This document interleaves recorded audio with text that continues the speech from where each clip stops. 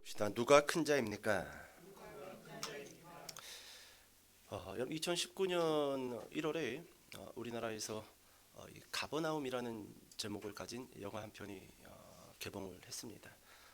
많은 예산을 들여서 만든 영화는 아닙니다. 소소하게 작게 만든 영화입니다. 여러분 이 영화의 배경은 레바논 이 베이루트를 배경으로 영화가 촬영이 되었습니다. 그리고 이 영화에 등장하는 여러 이 출연진들은 전문 배우가 아니라 시리아 난민들 가운데 길거리에서 캐스팅을 해서 모든 배우들을 이렇게 구성을 시켰습니다. 여러분 이 가버나움이라는 이 영화 레바논 베이루트 거리를 배경으로 그리고 시리아 난민들 가운데 길거리에서 캐스팅한 배우들을 통해서 한 편의 영화를 만들었습니다. 여러분 이 영화의 주연으로 등장하는 12살짜리 소년이 있습니다. 이 소년의 이름은 자인이라고 합니다. 자인. 이 영화의 내용은 이렇습니다. 이 소년은 가난한 이 가정에서 태어났지만 출생 신고를 부모가 하지 않았기 때문에 호적이 없습니다. 호적이 없죠. 어디 가서 자신을 증명할 수 있는 그런 호적, 등본, 뭐 주민번호 이런 게 없습니다. 그런데 이 자인에게는 친구이면서 동생인 사하르라는 여동생 하나가 있어요. 11살. 이 부모는 워낙 가난했기 때문에 이 슈퍼마켓 주인에게 저 동생 사하르가 조금만 자라면 이 돈 받고 이 팔생각, 그러니까 시집을 보내긴 하지만 팔생각으로 이 사하르가 이 생리하기까지 기다립니다. 자, 결국 동생 사하르는 생리를 시작하게 됐고 이 사실을 안 이 부모는 슈퍼마켓 주인에게 돈을 받고 동생을 팝니다. 자, 결국 이 일로 주인공 자인은 집을 가출해 버려요.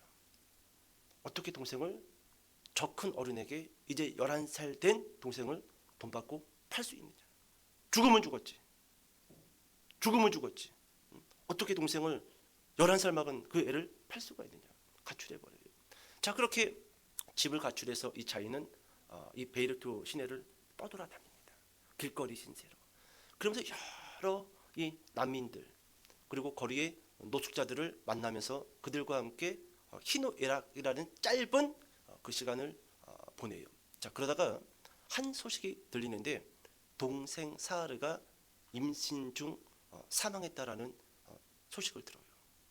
이 일로 자인은 칼 하나를 준비를 해서 그 동생 남편 슈퍼마켓 그 사장을 찾아가서 칼로 찌르고 도망갑니다. 자, 결국 붙잡히죠. 그리고 감옥에 들어갑니다. 자, 그런데 이 자인이 이 12살 먹은 이 소년이 방송국 TV쇼에 한 사연을 보내는데 그 내용은 이겁니다. 나는 부모님을 고소합니다. TV 한 방송에 그와 같은 사연을 보내요. 그리고 그것이 이슈가 돼가지고 레바논 시내의 사회의 많은 사람들이 그 자인이라는 아이에 대해서 집중하기를 시작을 해요. 자, 이제 이 자인은 법정에 서게 되지요. 판사가 자인에게 묻습니다. 너는 왜 부모님을 고소한다고 텔레비에 그렇게 사연을 보냈느냐? 그러자 자인이 이렇게 대답을 합니다. 나를 태어나게 했기 때문에 부모를 고소합니다. 나를 태어났기 때문에. 요 모양 요 꼬라지로 키우려고 나를 갖고 나를 태어나게 한 것이 그 자체가 범죄입니다. 그래서 나는 나의 부모님을 고소합니다. 그렇게 법정에서 자인이 이야기를 합니다. 여러분 영화 속에서 이 자인이라는 12살 소년은 이렇게 이야기를 합니다. 자라서 좋은 사람이 되고 싶었습니다. 존중받고 사랑받고 싶었습니다. 하지만 신은 그걸 바라지 않았습니다. 내가 그리고 우리가 바닥에서 짓밟히기를 신은 꼭 바라는 것 같았습니다. 여러분 이 가버나움이라는 영화 저도 오래전에 설교를 준비하면서 이것을 또 예화로 사용하기 위해서 이 영화를 한번 쓱 훑어봤습니다. 여러분 이 영화를 보면은요 중간중간 이 카메라 감독이 희한하게 한 번씩 십자가를 탁 포커스해요. 어떤 이유도 없이 그냥 차를 타고 가면서 십자가를 탁 거리를 걸으면서 그 거리 가운데 세워진 그 십자가를 탁. 저는 그 영화를 보면서 이런 생각을 했습니다. 아마 이 영화 감독은 영화 중간중간에 십자가를 보여주면서 무언가 교회에게 하고 싶었던 말이 있었던 것이 아닐까? 교회에게 중간중간 십자가를 포커스로 보여준다라는 것이지요. 여기 자인이 감옥에 있을 때 천주교에서 위문 공연을 옵니다. 자, 그들은 기타를 치고 먹을 걸 나눠주고 앞에서 찬양을 부르면서 율동을 합니다. 그런데 그 천주교 위문 공연 앞에 앉아 있었던 자인은 전혀 웃지를 않아요. 당신들의 그 위문 공연, 너희들끼리 와서 춤추고 찬양하고 그렇게 왔다가 돌아가는 것, 나에게 아무런 위로가 되지 않는다. 정말로 너희들이 나를 위로한다라고 했다고 한다면은 간식 그거 몇 개 갖고 와가지고 찬양하고 워십하고 그렇게 돌아갈 것이 아니다. 전혀 그 위문교원을 바라보지 않아요. 고통스러운 표정을 가지고 고개를 숙이고 그렇게 가만히 그 앞에 앉아있는 자인의 모습을 본다라는 거예요. 여러분, 오늘 우리가 읽었던 이 마가복음 9장은 이 가버나움이라는 그 한 동네에서 일어난 사건에 대해서 배경으로 우리에게 이야기해주고 있습니다. 따라해볼까요? 가버나움. 여긴 가버나움이라는 것은 어떤 뜻이냐면 가버는 도시, 동네라는 뜻이에요. 그럼 나움은 어떤 뜻인가? 따라해볼까요? 위로. 그렇습니다. 그러니까 여러분 가버나움은 이런 뜻이에요. 위로의 도시. 위로가 필요한 도시. 위로를 받아야 할 사람들이 살고 있는 도시. 이런 그게 바로 가버나움이라는 것입니다. 여러분 예수님과 제자들이 전도 사역을 마치고 오늘 본문에서 숙소가 있는 가버나움이라는 마을에 도착을 합니다. 제가 여러 번 말씀드렸을 거예요. 예수님과 제자들의 숙소가 어디에 있었는가? 가버나움에 있었습니다. 그래서 사복음서를 보면은 가버나움에서 많은 이적과 기적과 사건들이 기록이 되어져 있다라는 것이죠. 자, 본문 돌아와서 우리 33절 같이 한번 읽어보도록 하겠습니다. 33절. 자, 시작.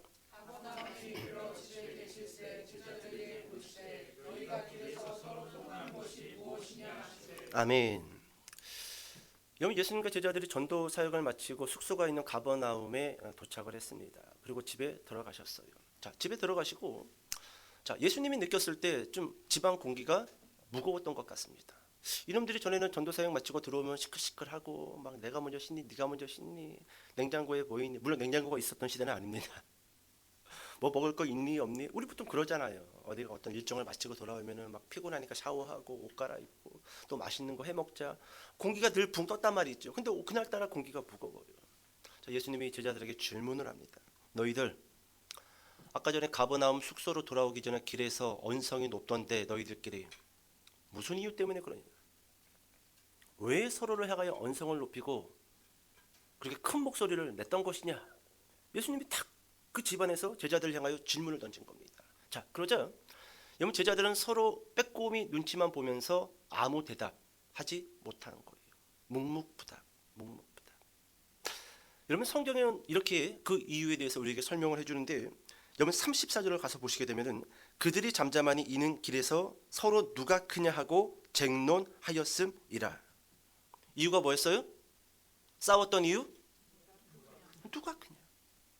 가버나움 숙소로 돌아오면서 전도를 마치고 제자들의 관심은 전도 현장에서 내가 누구를 만났다, 누구를 고쳤다, 이번 사역에서는 좀 어떤 우리가 더 보강해야 될 점, 그런 것들을 서로 간에 논의했던 것이 아니라 전도 마치고 숙소로 돌아오면서 뭐 때문에 계속 싸웠냐 하면은 누가 크냐.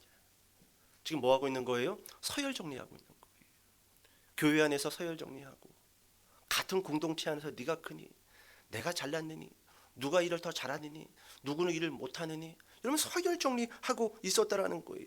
그 이유를 성경은 이는 길에서 서로 누가 크냐 하고 쟁론하였음이라. 누가 크냐? 여러분 동일 본문인 마태복음에 가서 이 본문을 보면은요 조금 다른 단어가 기록이 되어져 있는데 마태복음 18장 1절에 가서 보게 되면은 그때의 제자들이 예수께 나와 가로되 천국에서는 누가 큽니까? 여러분 마가복음에서는 지금 이곳에서 누가 크냐라고 쟁론했다라고 말해주고 있습니다. 우리가 살고 있는 이 사회에서, 이 공동체에서. 근데 여러분 마태복음에서는 이곳이 아니라 천국에서 누가 크냐 그 이유 때문에 제자들이 싸웠다라고 그렇게 기록하고 있다라는 거예요. 여러분 잘 보세요. 여러분 이곳과 천국 다른 의미인 것 같지만 같은 의미입니다. 우리가 여러분 유대인들의 이 문화 그리고 배경에 대해서 좀 잘 알 필요가 있는데 유대인들의 사상 가운데는요 이 땅에서의 그 권력의 자리가 곧 천국에서의 권력의 자리라고 믿었던 겁니다. 그래서 이 땅에서 양치기로 살다가 죽으면요 천국 가서도 양치기 같은 삶을 산다라고 믿었던 거예요. 이 땅에서 하인을 두고 권력의 자리에서 살다가 죽으면은 천국에 가서도 하인을 두고 권력의 자리에 앉는 그와 같은 자리로 간다라고 유대인들은 믿었던 겁니다. 그러니까 같은 말이죠. 이곳에서 누가 크냐라는 것은 천국에서 누가 더 크냐 같은 의미를 가지고 여러분 지금 제자들은 언쟁하고 싸우고 있다라는 거예요. 여러분 권력 누가 더 크냐 이거 무서운 겁니다. 무서운 거예요. 여러분 우리 교회가 지금 이만큼 모였으니까 아직 뭐 누가 크냐 이런 거 별 신경 안 쓰고 관심도 없지요? 조금 더 커져봐요.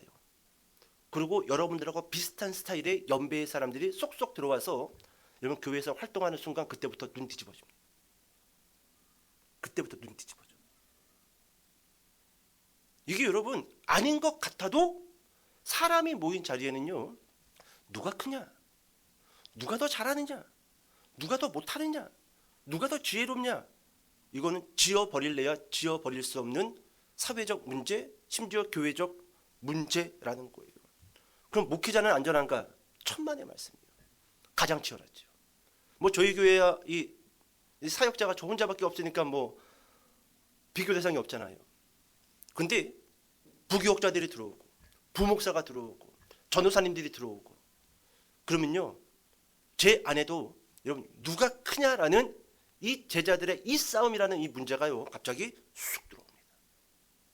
여러분 뭐 조금 규모 있는 교회 뭐 부목사님들이 있고 뭐 전도사님들이 있는 교회 뭐 목회자들이 뭐 서로 간에 그렇게 막 언쟁을 하겠어. 뭐 네가 잘나느니 내가 잘나느니 거기가 가장 치열해요. 가장 치열한데 그 경험을 안 해봐서 모르지 가장 치열해요. 찬양을 하더라도 누가 잘하느냐 설교를 해도 누가 잘하느냐 구역 관리를 해도 누가 잘하느냐 신방을 해도 누가 잘하느냐 계속 비교 누가 크냐 그래서 여러분 실제로 여러분 부교역자들끼리 별로 그렇게 친하지 않습니다. 헐뜯고 주저앉히려고 하는 이야기를 해도요 저보다 낫습니다. 저보다 훨씬 괜찮습니다. 이렇게 칭찬하는 이 교역자 제가 별로 만나본 적이 없다라는 거예요. 여러분 지금 제자들은 바로 그와 같은 싸움을 하면서 가버나움이라는 숙소로 돌아왔다라는 것이죠. 자, 여러분 본문 돌아와서 35절 같이 읽어보겠습니다. 35절. 자, 시작.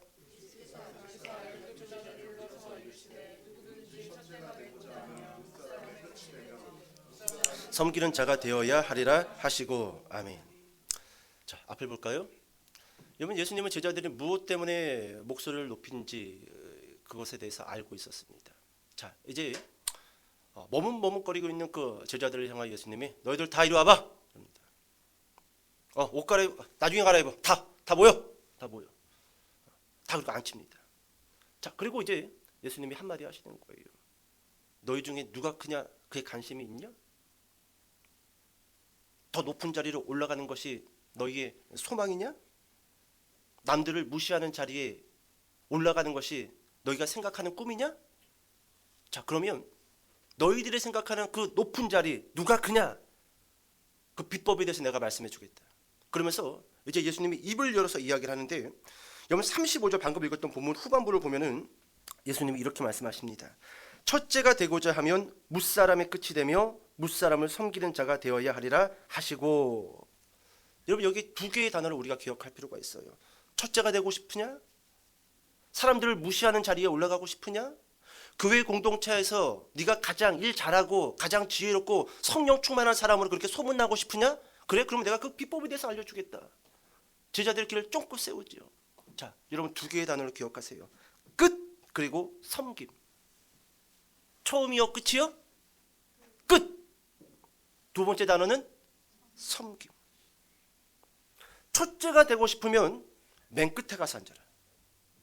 섬김을 받고자 하는 그 자리에 올라가고 싶으면 섬기는 자의 자리로 내려가라. 이게 예수님의 대답이었습니다. 그리고 여기서 끝나지 않고 예수님이 잠깐 숙소를 떠나서 밖에 나갔다 오셔요. 그리고 들어오실 때, 나갈 때는 혼자였는데 들어올 때는 누구 하나 손에 잡고 들어오는 거예요. 누굴까요? 어린아이. 조그마한 어린아이 하나를 손을 잡고 들어오는 거예요. 그리고 예수님 앞에 그 어린아이를 탁 세워놓고 이렇게 이야기하시죠. 36절, 37절입니다. 자, 같이 한번 읽어볼게요. 시작. 제자들에게 이르시되 누구든지 내 이름으로 이런 어린아이 하나를 영접하면 곧 나를 영접함이요 누구든지 나를 영접하면 나를 영접함이 아니요 나를 보내신 이를 영접함이니라. 아멘. 여러분, 예수님이 어린아이를 데리고 오셨습니다. 여러분, 그 시대에 우리가 잘 알고 있는 상식적인 문화지만 어린아이는 사람 수에 세었다 안 셌다? 안 셌습니다. 어린아이와 여자는요 사람 수에 세지 않았어요. 곧 여러분, 이것은 무엇을 의미하는 거냐 하면은 여자와 어린아이는 아무런 힘도 능력도 심지어 사람의 수에도 속하지 않는 연약한 존재라는 거예요. 무엇을 예수님이 지금 말씀해 주냐 하면은 너희들이 큰 사람이 되고 싶냐? 그렇다면 이처럼 가장 연약하고 가장 소외된 사람들을 어떻게 하라? 섬기라는 것입니다. 섬기라는 거예요. 여러분, 제자들이 이 예수님의 말씀을 듣고 여러분 이해했을까요? 순종했을까요? 여러분, 제가 여러분들에게 한번 좀 질문해 볼게요. 끝에 가서 앉으십시오. 섬기는 자리로 내려가십시오. 그래야 이 사회에서 그리고 천국에서 가장 큰 사람입니다. 여러분, 이게 이해가 갑니까? 이게 순종이 되어집니까? 우리는 도무지 우리의 논리와 이성으로 이 말이 받아지지가 않아요. 그렇다고 한다면 여러분, 제자들은 끝으로 가! 섬기는 자리로 내려가! 라고 했었을 때 그게 가장 큰 사람이 될 수 있다라는 이 예수님의 말씀에 제자들은 과연 이해했겠냐라는 거예요. 순종했겠냐라는 거예요. 여러분, 작으니까 우리 교회가 미리 이야기할게요. 앞으로 커질 겁니다. 이보다 10배, 100배, 1000배 커지게 되면은요 끝과 섬김이라는 단어를 확 박혀버리세요. 가슴에 박아놓으세요. 여러분, 이 끝과 섬김이라는 단어를요 싹 머릿속에서 빼는 그 순간에 사람들이 들어오는 그 순간순간마다 눈에 불이 떼기 시작합니다. 저 인간이 나보다 잘나면 안 되는데, 저 인간이 나보다 교회에서 활동 영역이 더 커지면 안 되는데, 이거 여러분 지워버리기가 쉽지가 않아요. 지워버리기가 쉽지 않다라는 거예요. 여러분, 제자들이 과연 이 예수님의 말씀을 듣고 이해했겠냐라는 거예요. 이해 못했어요. 순종 못했습니다. 여러분, 다음 장 마가복음 10장으로 넘어가면요, 여러분, 야고보와 요한 이 두 제자는 형제입니다. 그런데 이 야고보와 요한이요 집에 가서 어머니를 데려와요. 그리고 예수님을 찾아갑니다. 그리고 무엇을 부탁하죠? 예수님이 높은 자리에 올라가면은요 야고보, 요한 한 명은 오른편에 앉혀주시고, 예수님 우리 아들들 한 명은 왼쪽에 앉혀주시면 감사하겠습니다. 우리 한국 어머니 치맛바람 세지요? 근데 이스라엘도 못지 않아요. 벌써 2000년 신약시대 때부터 야고보, 요한의 어머니가 가자 얘들아, 치맛바람을 막 휘날리면서 예수님 상담할 게 있습니다. 상담할게. 뭐 다른 놈들 보니까 다 변변치 않은 것 같은데 우리 야고보는요 얘가 어렸을 때부터 명철한 놈입니다. 요한지 알죠? 성격 급한 거. 하지만 일은 확실합니다. 야고보는 오른쪽 형이니까 요한은 왼쪽. 어떻습니까 예수님? 제가 예수님 용돈도 드릴 거고 내가 뒷일을 다 맡아서 해줄 테니까 한 자리씩 주십시오. 여러분, 제자들이 끝과 섬김이라는 그 예수님의 말씀을 이해한 거예요, 못한 거예요? 못했어요. 못했습니다.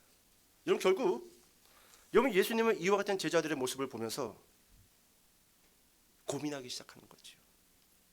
어떻게 이 12제자를 끝과 성김이라는 그 자리로 내려가게 할 수 있을까? 이것을 어떻게 이해시키고 이것을 어떻게 그들로 하여금 순종할 수 있도록 만들 수 있을까? 여러분 그거 아세요? 여러분 오늘 본문에 제가 33절부터 이 본문을 좀 잡을까 하다가 30절부터 32절 본문도 포함을 시켰습니다. 여러분 31절 말씀 같이 한번 읽어봅시다. 31절 말씀. 자, 시작. 이는 제자들을 가르치시며 또 인자가 사람들의 손에 넘겨져 죽임을 당하고 죽은 지 3일 만에 살아나리라는 것을 말씀하셨기 때문이더라. 아멘. 여러분 가버나움 스토리가 시작되기 전에 저자 마가는요 예수님의 죽음과 부활에 대한 그 말씀을 탁 기록해놨어요.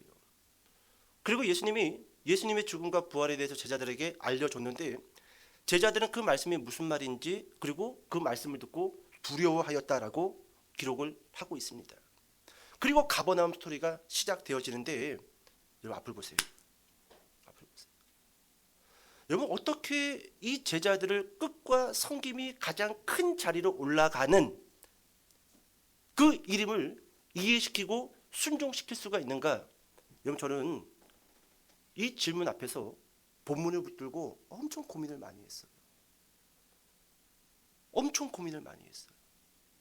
여러분 지금 제 앞에 있는 성도들에게도 이 끝과 성김 그게 가장 큰 사람이 되는 거다. 이거 이해시킬 수가 없습니다. 어떤 논리로 이해시킬 수가 있습니까?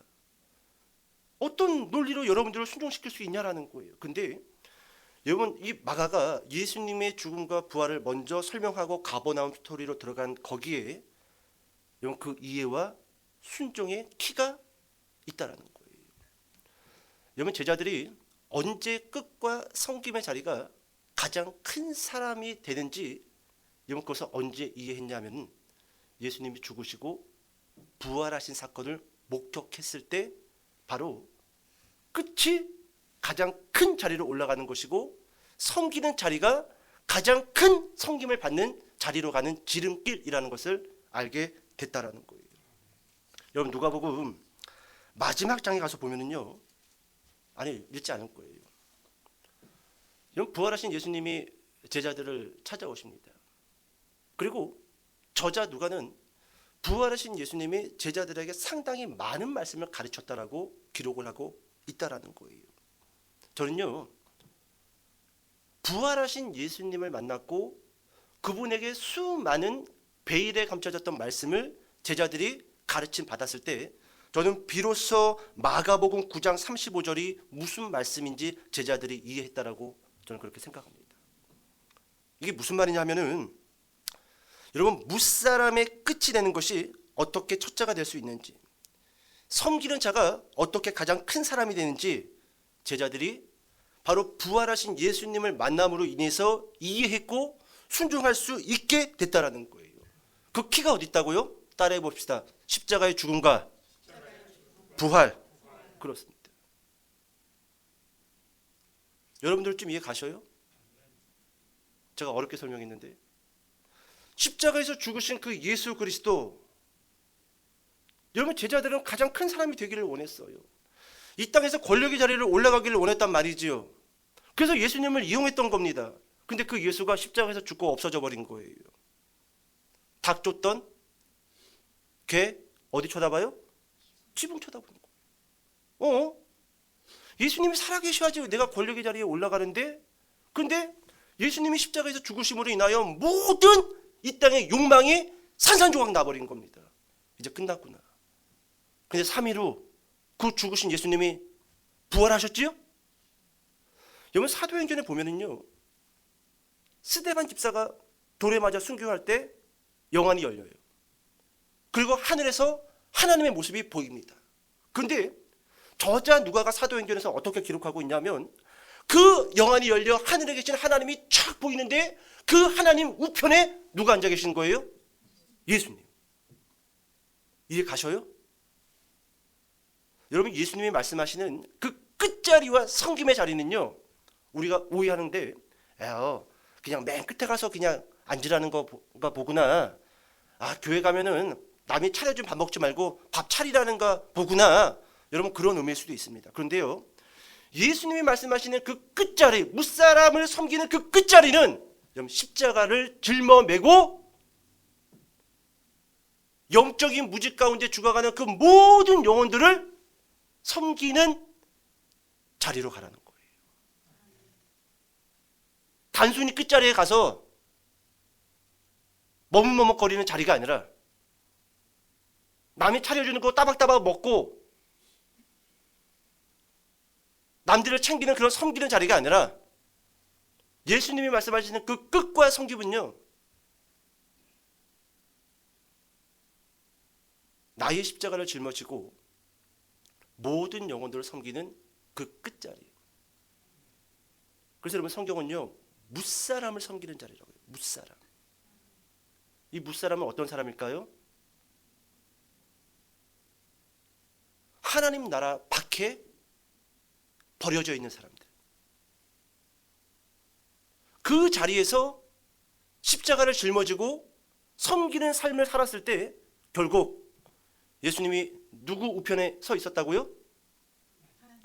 하나님의 우편에 앉아 계신 것처럼 너희 또한 가장 큰 영광, 가장 큰 자리로 올라갈 수 있다라는 거예요. 믿으십니까? 여러분, 우리는요 이 땅에서 누가 크냐, 이 땅의 자리를 가지고 씨름하고 고민하고 경쟁하고 촉각을 세우고 있습니다. 여러분 생각해 보세요. 이 땅의 80년이라는 인생이 전체 그 시간을 놓고 본다라고 한다면 0.0001초도 안 되는 거예요. 그 짧은 순간에 그 권력의 자리에 취해가지고 모든 섬김을 내팽개치고 어떻게 하면 앞으로 나갈까? 어떻게 하면 치고 나갈까? 그렇다고 해서 여러분들에게 노력을 하지 말라라는 게 아니에요. 하지만 예수님이 말씀하신 그 끝과 섬김을 기억하라는 거예요. 그래야지 가장 높은 자리, 가장 큰 자리에 올라갈 수 있다라는 것이죠. 여러분, 설교를 마치겠습니다. 왜 예수님께서 숙소를 가버나움에 정하셨는가? 그 이유는 다 알 수 없지요. 근데 저는 이렇게 생각해 봤습니다. 아마도 예수를 따르는 제자들과 성도들이 있어야 할 자리는 섬김을 받는 자리가 아니라 약한 자를 위로하는 섬김의 자리에 있어야 한다라는 어떤 메시지를 주시기 위해서 가버나움의 숙소를 정하신 것이 아니겠는가, 그런 생각을 해보게 됩니다. 이런 마태복음 11장에 가서 보면은요, 예수님이 가버나움에 대해서 아주 심한 책망을 하시는데 제가 잠깐 읽어드릴까요? 가버나움아, 네가 하늘에까지 높아지겠느냐? 운부에까지 낮아지리라. 네게 행한 모든 권능을 소돔에서 행하였더라면 그 성이 오늘까지 있었으리라. 내가 너희에게 이르노니 심판날에 소돔 땅이 너보다 견디기 쉬우리라 하시니라. 가버나움아, 그래요. 저는요 이 말씀을요 읽을 때 저는 저에게 말씀하시는 줄 알았어요. 저에게. 원영아, 내가 너에게 그렇게 많은 기적과 이적을 행했는데 너는 스스로 높아지려고 하느냐? 가장 낮아지리라. 가장 낮아지리라. 심판할 때에 소돔이 이 가버나움이 받을 심판보다 나을 것이다. 저는 이 말씀을요 가버나움이라는 동네에 하는 말씀이 아니라 나에게, 그리고 우리 교회에게, 그리고 우리 성도들에게 내가 그만큼 말씀했고 내가 그만큼 이적과 기적을 보여줬는데 너는 스스로 높아지려고 하고 있다. 결국 낮아질 것이고 너 심판날에 보자. 너 심판날에 보자. 소돔 땅이 너보다 견디기 쉬우리라 하시니라. 여러분 정신 차리셔야 돼요. 정신 차려야 돼요. 가버나움에게 주는 말씀이에요. 가버나움에게. 섬김을 받는 자리가 아니라 섬김의 자리로 가라라고 그렇게 가버나움의 숙소를 정했는데 오히려 너는 지금 섬김을 받으려고 교만해졌다라는 거예요. 너 심판날에 보자. 네가 어떤 심판을 받을지 너 심판날에 보자. 무서운 멸망의 메시지를 그 가버나움에 예수님이 마태복음에서 던지고 있다라는 거예요. 여러분, 예수님은 우리에게 두 개의 단어를 선물로 주셨습니다. 끝과 섬김이에요. 근데 여러분 여기에는요 의도된 계획이 하나가 감추어져 있습니다. 그 의도된 계획이 뭐냐 하면 이거예요. 여러분, 끝과 섬김으로 예수님이 우리를 몰아붙였을 때 우리는 여전히 싫습니다. 저는 사역을 하더라도 목회자지만 큰 교회에서 목회하고 싶어요. 잘 나가는 성도들이 많았으면 좋겠습니다. 이게 사람인지는 어쩔 수 없습니다. 근데 자꾸 예수님은 끝으로 가, 섬기는 자리로 가. 저는 더 좋은 동네에서 개척하고 싶어요. 저는 더 잘 사는 성도들이 교회에 많이 왔으면 좋겠습니다. 근데 예수님은 그렇게 말씀하지 않아요. 섬기는 자리로 가, 끝으로 가. 여기에는 의도된 계획이 있어요. 어떤 계획일까요? 섬기는 자리로 밀어붙인다라는 것은 훗날 어떤 자리에 앉히겠다? 가장 높은 자리에 앉히겠다는 거. 이게 예수님의 의도된 계획이에요. 의도된 계획. 오늘 여러분, 끝자리에 가는 것을 주저하지 마세요. 남을 섬기는 자리에 있는 것을 여러분 이 땅에서 창피하고 쑥스러운 일이라고 그렇게 고개를 떨구지 마세요. 오늘 주님이 우리를 더 끝으로 몰아붙이고 더 섬기는 자리로 밀어붙인다라는 것은 훗날 내가 너를 가장 높은 자리로 올리겠다라는 의도된 계획이에요. 의도된 계획. 오늘 여러분 제자들은 누가 크냐? 누가 크냐? 그 문제를 가지고 싸웠습니다.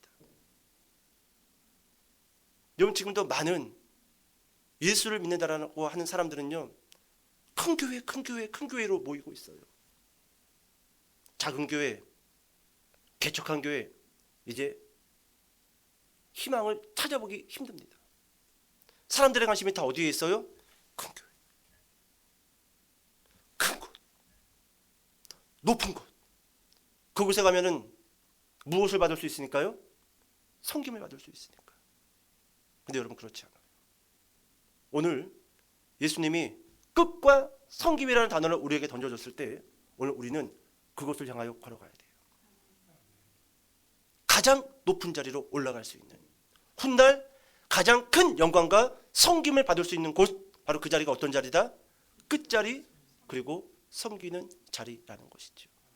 오늘 여러분 그렇게 누가 크냐라는 여러분 그 싸움이 아니라 여러분 끝에서 무사람들을 섬기는 그와 같은 인생을 살다가 주님 불렀을 때 여러분 하나님 그 보좌 양옆에 쭉 앉아서 가장 큰 영광과 칭찬을 듣는 저와 여러분 되시기를 주님의 이름으로 축복합니다. 기도하겠습니다.